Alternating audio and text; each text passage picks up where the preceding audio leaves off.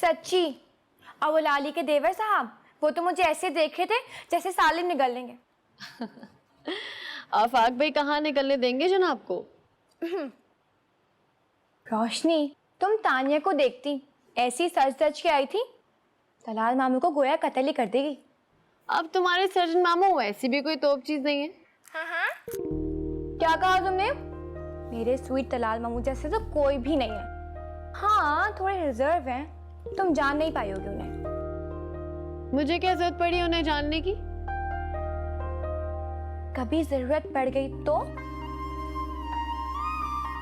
अब वो तुम क्या बता रही थी? लाली की सास तुम पे मर मिटी है?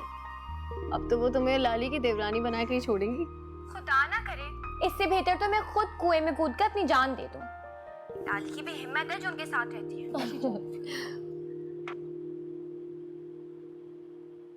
तुम्हारे पास और कोई काम नहीं?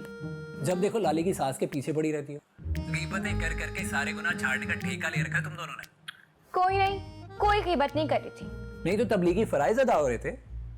ओफो रोशनी, मैं ना तुम्हें थोड़ी देर में फोन करती हूँ। ये खुर्रम मामू है ना, हमेशा मेरी जासूसी में लगे रहते हैं। हाँ ठीक है, ओके, खुदा हाफिज। ओके, अल्लाह हाफिज। मामू, आप ना मेरा ये जासूसी करना बिल्कुल बंद कर दें, मैं वैसे ही बहुत उदास हूँ। उदास? खैरियत? ये हर चंद दिन बाद तुम्हें उदासी का दौरा क्यों पड़ता है? कोई नई बात करो।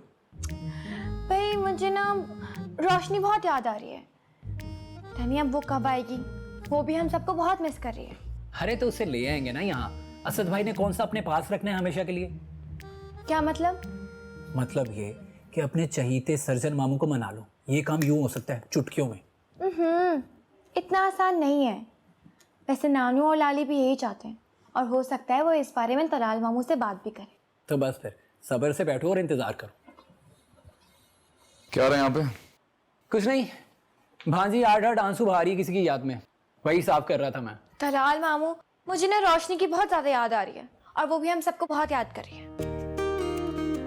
खसूसन अपने मसीहा को। जी नहीं, कोई ऐसी बात नहीं की उसने तो। हम सब में तो सभी आ जाते हैं ना। तो तुम चाहती हो कि हम भी तुम्हारी तरह उसकी याद में आंसू बहाते रहें? नहीं, ये चाहती है कि आप उसके बहाए हुए आंसुओं के मटके से जाकर नहा लें। मेरे ख्याल में मैं गलत टाइम पे गलत जगह पे आ गया हूँ। है ना, मेरी कमरे में चाय भिजवा देना प्लीज। जी मामू। खुर्रम मामू, मैंने ना जानबूझकर मामू के सामने रोशनी का जिक्र छेड़ा था। आप भी ना। हाँ, और वह कल ही पहुंच जाता सेहरा बांध के पिंडी। चलो जाओ चाय लेकर आओ, मैं भी तुम्हारा मामू। मामू हैं आप भी मेरे।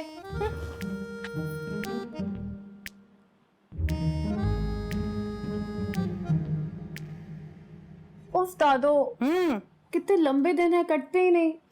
हाँ, जब से कराची से आए हैं मुझे भी यूं लगता है जैसे दिन खाली खाली से हो गए। दादो, सिकंदर विला में कितनी रौनक थी ना, और यहाँ बिल्कुल तन्हाई और सन्नाटा। मैं तो खुद को बेकार शय लगने लगी हूँ। अरे हटो, तुम क्यों होने लगी बेकार शे? हाँ? देखिए ना दादो, इस घर में पहले भी तन्हाई और खामोशी थी, लेकिन कभी महसूस नहीं होती थी। मगर अब लगता है जैसे कोई कमी है, कोई खालीपन सा महसूस होता है। और एग्जाम्स के बाद तो ज्यादा ही फील हो रहा है मुझे कुछ।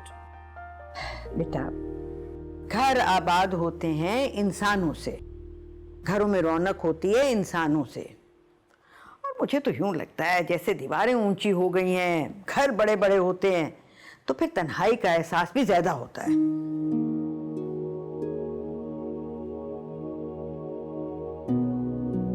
असद नहीं आया? वो कब आते हैं इतनी जल्दी? और आते भी हैं तो फोन और फाइलों में ही लगे रहते हैं। अरे पगली, तेरे सिवा उसका है कौन?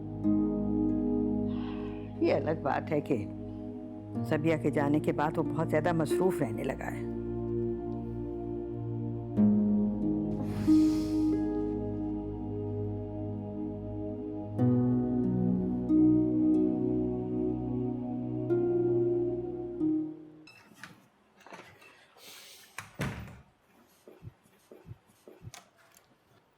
तलाल, जी अम्मी।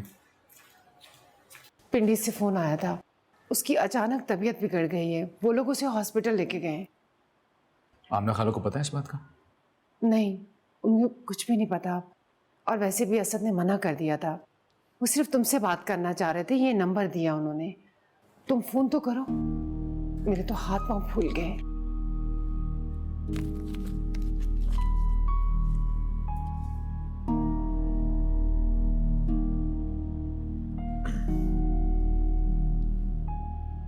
जी हेलो, डॉक्टर तलाल बात कर रहा हूँ कराची से।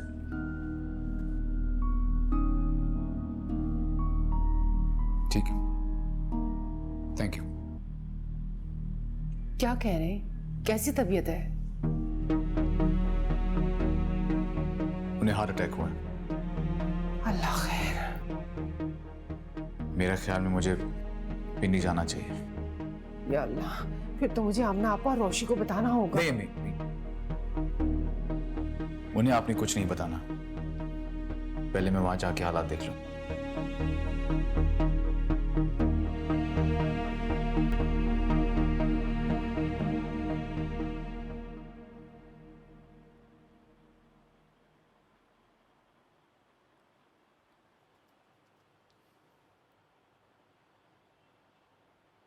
मुझे आज ही सैफी से बात कर लेनी चाहिए।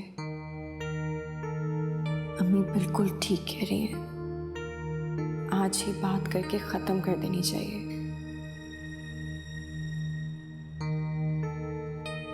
क्या सोचा जा रहा है भाई? आप कब आए?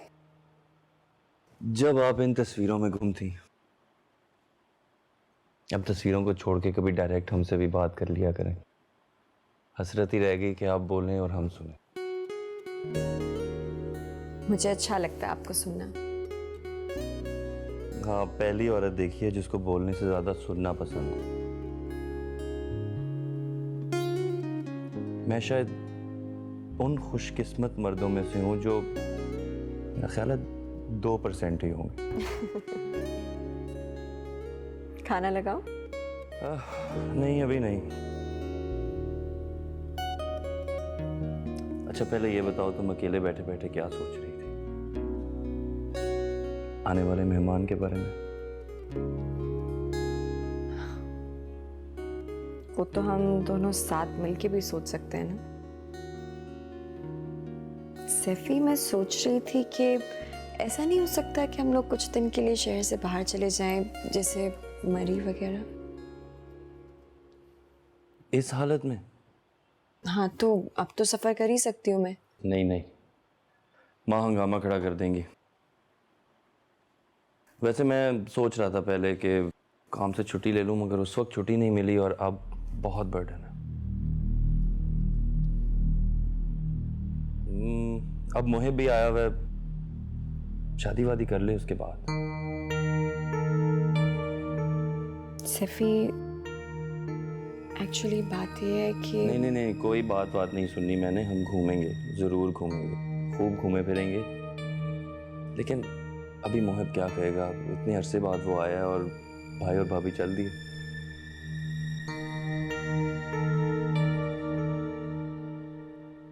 अच्छा, अपने मैके वालों से कह दो कि जल्द अज जल्द रस्म वस्म कर लें। मैंने मोहिब से भी कह दिया है कि वो अब छुट्टियां बढ़ा ले और शादी करके ही जाए। ये मंगनी वंगनी रखना मुझे पसंद नहीं। चट मंगनी, पट पे आ, जिस तरह मैंने किया।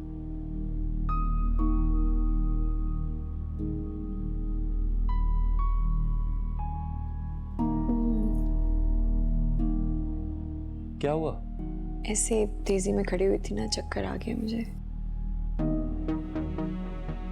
कितनी दफ़ा मैंने तुम्हें कहा है कि आराम किया करो, हर वक्त किचन में घुसी रहो। मैं माँ से कहता हूँ कि तुमसे आराम करो। नहीं नहीं, उनसे कुछ मत कहिएगा। वो नहीं मुझे काम करने के लिए कहती, मैं खुद ही करती हूँ।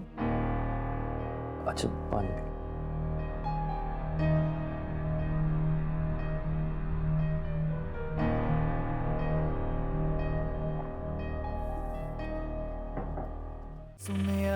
सुन यारा